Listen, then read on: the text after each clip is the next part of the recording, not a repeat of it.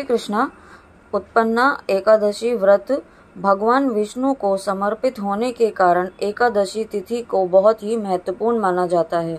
मार्गशीर्ष मास के कृष्ण पक्ष में आने वाली एकादशी को उत्पन्ना एकादशी कहा जाता है। इस दिन साधक भगवान विष्णु की कृपा प्राप्ति के लिए पूजा अर्चना और व्रत करते हैं। एकादशी का व्रत बिना कथा के अधूरा माना जाता है। तो चलिए जानते हैं एकादशी की व्रत कथा।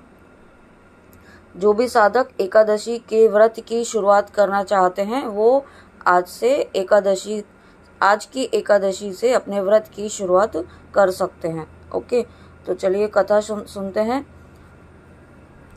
कथा के अनुसार सतयुग में एक राक्षस था जिसका नाम नाड़ी जंग था और उसके पुत्र का नाम मुर था।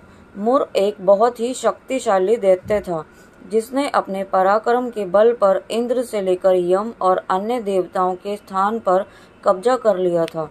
ऐसे में सभी देवतागण अपनी परेशानी लेकर भगवान शिव की शरण में पहुंचे और उन्हें अपनी सारी व्यथा सुनाई।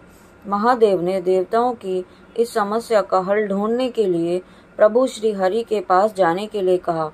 इसके बाद सभी देवता अपनी व्यथा लेकर भगवान विष्णु की शरण में पहुंचे।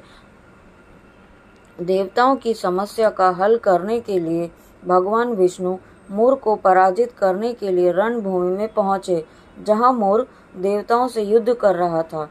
भगवान विष्णु जी को देखते ही मुर ने उन पर भी प्रहार किया। कहा जाता है कि मुर और भगवान विष्णु का युद्ध 10,000 वर्षों तक चला। विष्णु जी ने अनेकों प्रहार के बाद भी दैत्य मुर नहीं हारा। युद्ध करते हुए जब श्री हरि थक गए तो बद्री का आश्रम गुफा में जाकर विश्राम करने लगे। इस पर दैत्य मुर भी विष्णु का पीछा करते हुए उस गुफा में पहुंच गया। उस राक्षस ने भगवान पर वार करने के लिए हथियार उठाए ही थे कि तभी भगवान विष्णु के शरीर से एक कांतिमय रूप वाली देवी प्रकट हुई और उन्होंने मुर राक्षस का वध किया। क्योंकि इस देवी का जन्म मार्गशीर्ष मास की कृष्ण पक्ष की एकादशी को हुआ, इसीलिए इनका नाम एकादशी पड़ गया।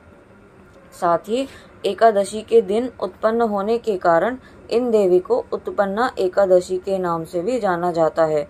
जय श्री कृष्ण। और हाँ, इस दिन व्रत करने से श्री हरि विष्णु के साथ धन की देवी माँ लक्ष्मी जी भी प्रसन्न होती हैं। ओके, और जो व्यक्ति उत्पन्ना एकादशी का व्रत पूरे विधि विधान से करते हैं वह सभी तीर्थों का फल प्राप्त करते हैं। साथ ही इस व्रत के दिन दान करने से लाख गुना शुभ फल की भी प्राप्ति होती है। एकादशी का व्रत रखने से सभी व्यक्ति के सभी प्रकार के पाप नष्ट हो जाते हैं। इस व्रत को करने से अश्वमेघ यज्ञ, तीर्थ स्थान, स्नान और दान आदि करने से भी ज्यादा पुण्य मिलता है।